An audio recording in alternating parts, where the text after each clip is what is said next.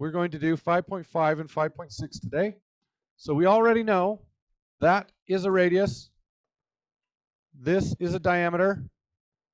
This is a chord. If I extend a chord, that is called a secant line. So a chord goes from edge to edge of a circle and it misses the center. A secant goes from outside the circle, through the circle, and out the other side. Okay. Now, I guess it can hit the center. We're not going to worry about that though. And then there's another special line that comes in and sort of just grazes the circle. Do you know what that line is called? Tangent line. So we're going to be talking about secant and tangent lines today.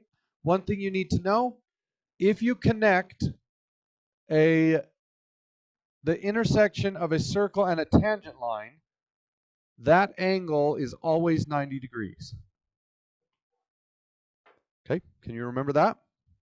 Also, if I have two tangent lines that start in the same place, so that I missed, and that tangent line, then these segments are congruent.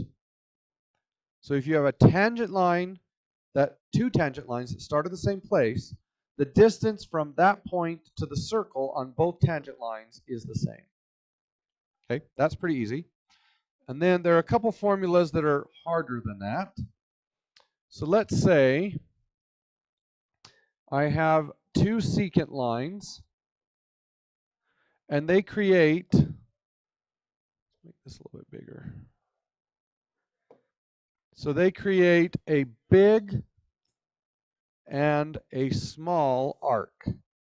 So I'll call the big arc B, and I'll call the small arc A, and then I'll call this angle over here X.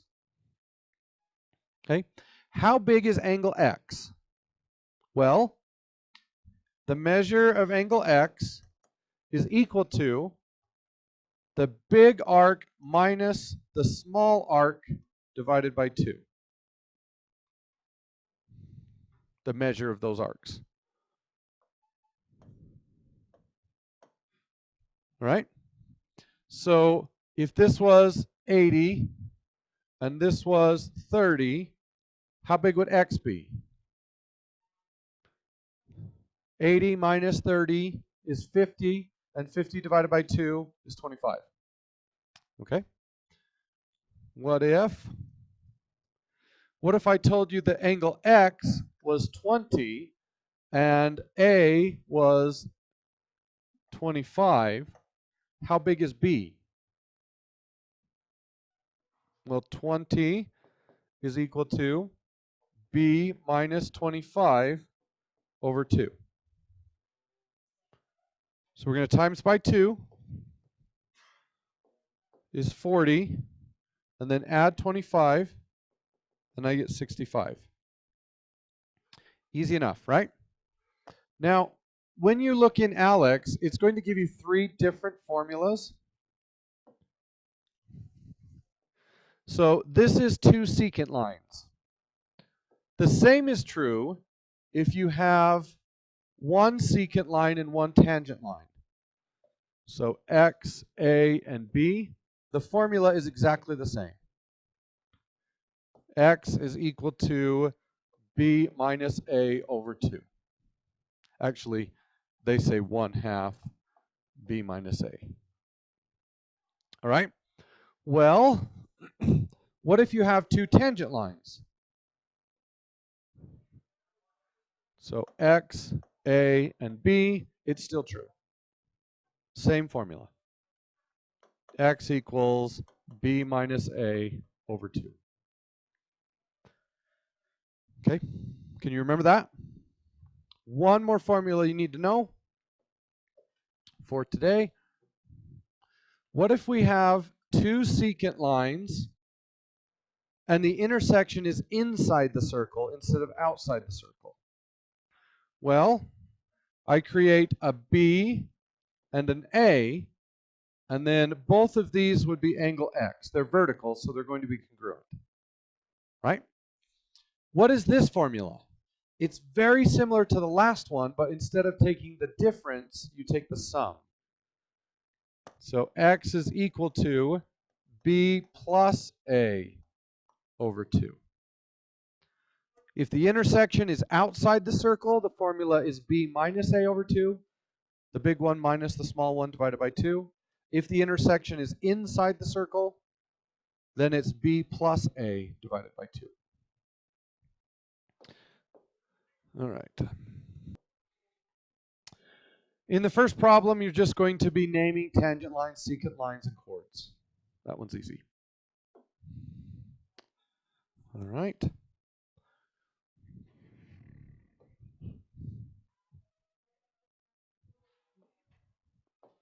So in the second type of problem, we know that UW is 2, OU is 2.5.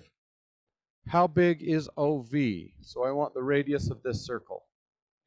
Well, I know that anytime you have two tangent lines that originate in the same place, this length is going to be equal to that length.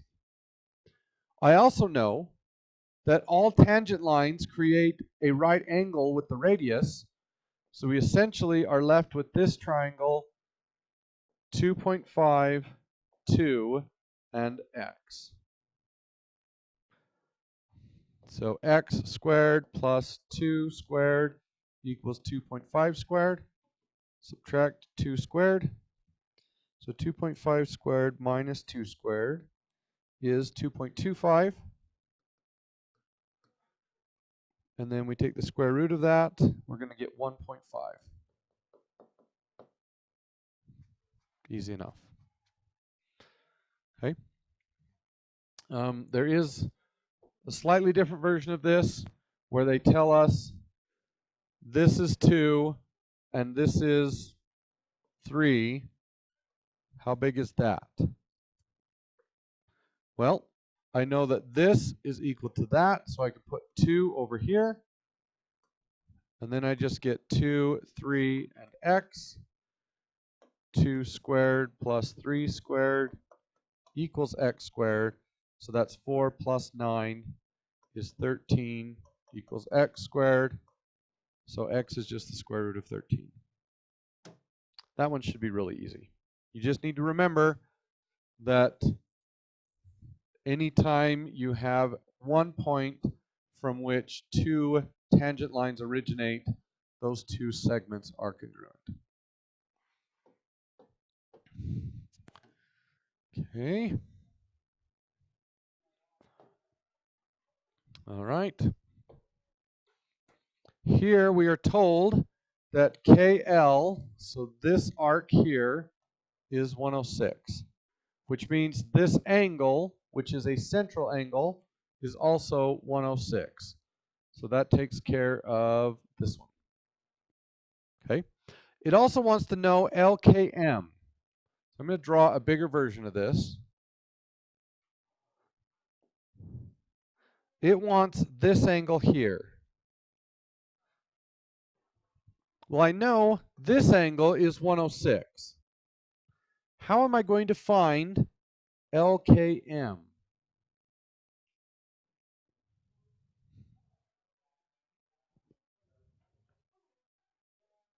Well, both of these are radii. How does that help? So they're equal, which makes it an isosceles triangle, which means this angle and this angle are equal. So how would I figure out its measure, either one of them? Well, the whole triangle is 180. If I take 180 and I subtract 106, I'm going to get 74. 74 is the size of the two remaining angles added together. But I know those two angles are the same size. So we just divide 74 by 2, and we get 37. So this is 37, and this is 37. Now what?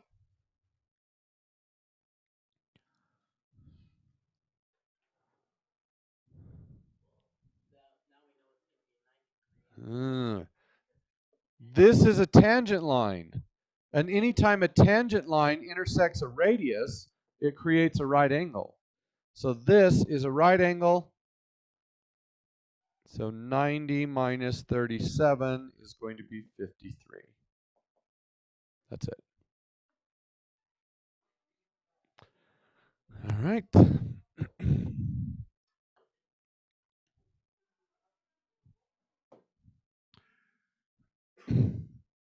Okay. So here I have two tangent lines originating from point K, which means this segment and this segment are equal. I'm also told that KL is 13.2. So this segment here is 13.2. I know that NL, this here, is 8.5. So I have this triangle, 13.2, 8.5, and then this is KN. And up to here is 13.2, but I need that full distance. So using the Pythagorean theorem, 13.2 squared plus 8.5 squared. So I get c squared equals 246.49. Take the square root of that.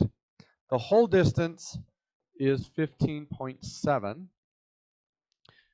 And I'm asked for that length, which is just going to be 15.7 minus 13.2, which is 3.4. So that little length there is 3.4. That one should be pretty simple. Okay. Next one's interesting. I'm going to have to do this from my computer. So this says use a compass and straight edge to draw a tangent line. Okay. What that means is I'm really only allowed to do two things. I can draw circles. So I pick the center of the circle, and then I pick how wide the circle is, and then I can draw, or I can lay down a ruler, not a ruler, it doesn't have any marks on it, it's just a straight edge, and then I can draw straight lines. Those are the only two things I'm allowed to do. Compass and straight edge. I want to create a line that goes through point B and touches the circle and is tangent to the circle. How are we going to do that? What? Okay, so let's draw a diameter. There we go. Okay. Now what?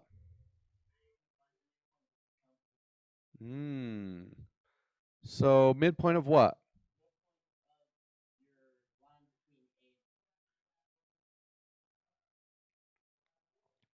So I need to find a midpoint. Line A, you mean segment AB? Okay.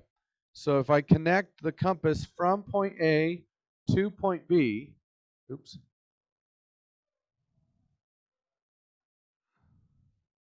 So I can draw that. Now what? From A to B.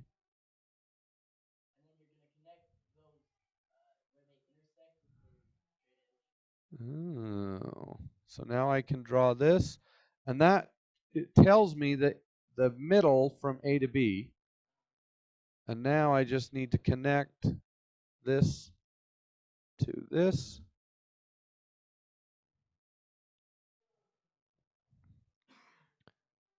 And I have a midpoint, or a tangent line. So let me erase all these. That is my tangent line. So let's do it again. So I use a straight edge to connect A and B. Okay. Now, I need to figure out where is the midpoint of segment AB. So that would be the midpoint right here. So I put the compass on A and I ended at B. So now that's how wide my compass is. And then I choose where to start from. And I start drawing arcs. So I draw that one, start here, draw that one. Oh, I actually need to go all the way. Sorry. Okay. So this creates 2 points that will give me the midpoint of AB. And it just so happens that this intersection of the circle is going to be tangent to the circle if I draw a segment through B. So again, I'll erase some of these things so you can see it. That is a tangent line through point B. Well, it just says draw one. So you could have done it over here. Do you want to see it again?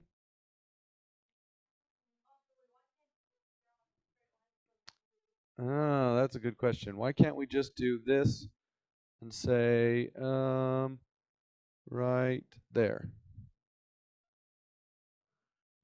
Okay. Is that going to be perfectly connected?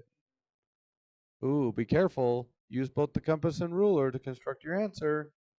So we want to guarantee that it is exactly intersecting at one place. So mine might, if I zoomed in enough, it might be missing it a little bit, or it might be hitting it twice. So compass and straight edge constructions were something that they used to do in geometry all the time. And they've sort of fallen out of favor a little bit in mathematics. They're starting to come back, at least in high school mathematics. So let me do it one more time. I want line AB. There it is. Okay.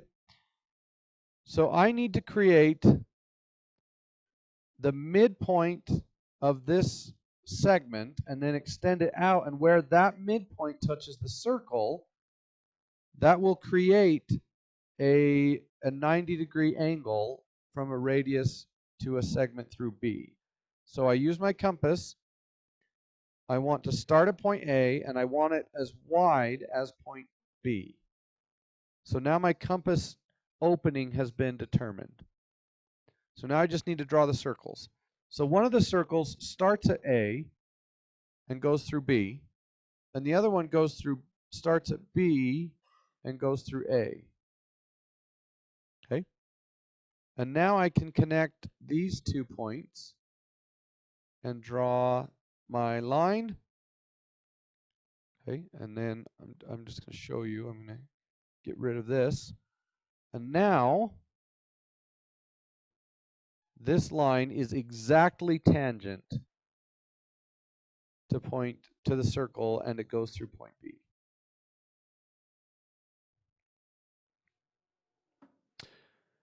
Okay, last problem. This has those 2 formulas that I told you about.